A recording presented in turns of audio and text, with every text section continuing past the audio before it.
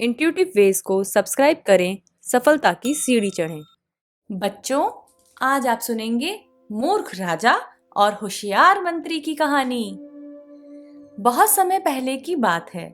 एक देश में एक बड़ा ही बुद्धू राजा रहता था। वो राजा बिना सोचे समझे किसी भी काम को करने का आदेश दे देता और इस वजह से उसके देश की प्रजा को, उसके देश के लोगों को नई नई परेशानियों का सामना करना पड़ता था। इसलिए लोग उसे मूर्ख राजा कहने लगे थे। लेकिन उस राजा का जो मंत्री था वो बहुत होशियार था।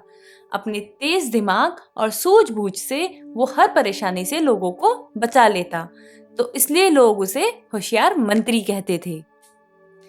एक बार क्या हुआ, वो मूर्ख राजा अपने महल की छत पर शाम को घूम रहा था कि घूमते घूमते उसने देखा उसके महल के पास से एक नदी बहती है। नदी को देखकर उसने कुछ सोचा और फिर अपने मंत्री को बुलाया।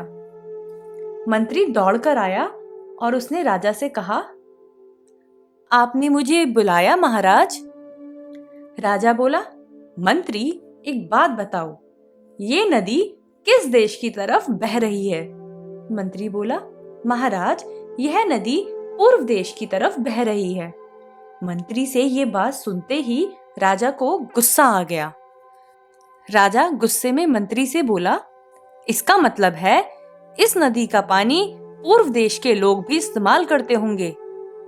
मंत्री ने धीरे से कहा, जी महाराज, करते होंगे। अब राजा को और भी गुस्सा आ गया।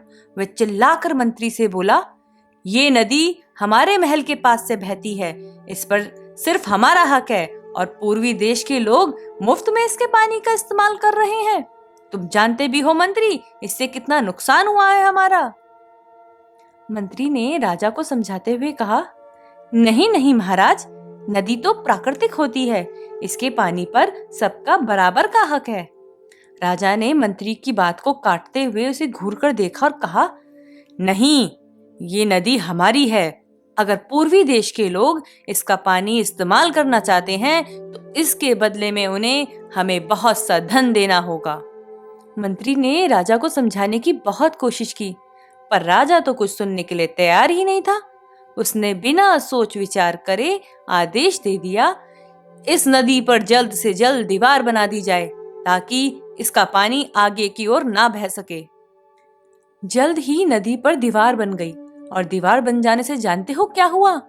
नदी का पानी आगे नहीं जा सका और वो पानी किनारे तोड़कर शहर में, गांव में, खेत में आने लगा। ये सब देखकर लोग डर गए और राजा से मदद मांगने महल की ओर भागे। महल पहुंचकर उन्होंने राजा से कहा, महाराज, हम बहुत मुसीबत में पड़ने वाले हैं। नदी का पानी धीरे धीरे घरों में, गांव में, शहर में आने लगा है। हमें बचाइए, हमारी मदद कीजिए। राजा ने उनकी बातों पर कोई ध्यान नहीं दिया और उन्हें वहां से भगा दिया। बेचारे लोग अब मंत्री के पास मदद के लिए पहुंचे। मंत्री ने उन लोगों से कहा, घबराइए नहीं, मेरे पास एक तरकीब है, मगर उसमें आप सबको मेरी मदद करनी होगी। सभी लोग एक साथ बोले, हम आपकी मदद करेंगे, बस इस मुसीबत से हमें बचाइए। मंत्री ने अपने सैनिक को भेजकर घड़ी के समय के हिसाब से महल का घंटा बजाने वाले को बुलवाया। जब वह आदमी आया तो मंत्री ने उससे कहा, कल रात को जब घड़ी में 3 बजे तब तुम 3 घंटे नहीं बजाना, उसकी जगह पर 6 बजे के 6 घंटे बजाना।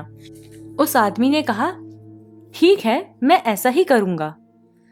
फिर मंत्री ने लोगों से कहा, जब कल रात को 3 बजे 6 घंटे बजेंगे तब सब आप वैसे ही काम करना जैसे सुबह के 6 बजे उठकर करते हैं। इसके बाद सभी लोग वहां से चले गए। अगली रात जब घड़ी ने 3 बजाए तो उस आदमी ने 3 की बजाय 6 घंटे बजाए। सभी लोग जाग गए और अपने अपने कामों में लग गए। राजा भी जाग गया। उसने देखा अभी अंधेरा हो रहा है और 6 बजे का घंटा बज गया। बाहर छत पर आकर उसने देखा सूरज तो कहीं दिख ही नहीं रहा। जब उसे कुछ समझ नहीं आया तो फिर उसने अपने मंत्री को बुलाया। मंत्री ने आके पूछा, आपने मुझे बुलाया महाराज? राजा ने कहा, मंत्री, सुबह हो गई क्या? मंत्री ने कहा, जी महाराज, अभी तो 6 बजे के घंटे बजे थे। राजा ने कहा, तो सूरज क्यों नहीं निकला? मंत्री ने कुछ सोचकर राजा से कहा, मुझे लगता है महाराज, जैसे ही नदी का पानी पूर्व देश की तरफ जाना बंद हुआ, पूर्व देश के लोगों ने सूरज की रोशनी हमारी तरफ आने से रोक ली है। राजा ने पूछा, इसका क्या मतलब है? तो मंत्री ने कहा, महाराज, सूरज पूर्व दिशा से निकलता है, तो जब हमारी नदी का पानी उन तक नहीं पहुंचा तो उन्होंने भी सूरज की रोशनी हमारे तक आने से रोक ली। राजा ये सुनते ही घबरा गया और परेशान हो गया। उसने मंत्री से कहा, ये तो बड़ी गड़बड़ हो गई मंत्री। मंत्री ने राजा को कहा, महाराज, हमें जल्द से जल्द नदी पे से दीवार तोड़वानी पड़ेगी। राजा ने तुरंत नदी पर से दीवार तोड़ने का आदेश दे दिया। अब जैसे जैसे दीवार टूटती जा रही थी, समय बीतता जा रहा था और सूरज के निकलने का समय होता जा रहा था। तो धीरे धीरे सूरज ने अपनी रोशनी चारों तरफ फैलानी शुरू कर दी और दीवार भी थोड़ी थोड़ी टूटने लगी। तो राजा ने सोचा, मंत्री सही कह रहा था, हमने नदी का पानी रोक लिया, इसीलिए उन्होंने सूरज की रोशनी रोक ली। आगे से मैं ऐसा कोई काम नहीं करूंगा। मंत्री अपनी तरकीब पे मन ही मन मुस्कुरा रहा था। तो इस तरह उस मंत्री ने अपनी होशियारी से अपने देश के लोगों की मुसीबत दूर कर दी। तो बच्चों, बिना सोचे समझे कोई भी काम नहीं करना चाहिए।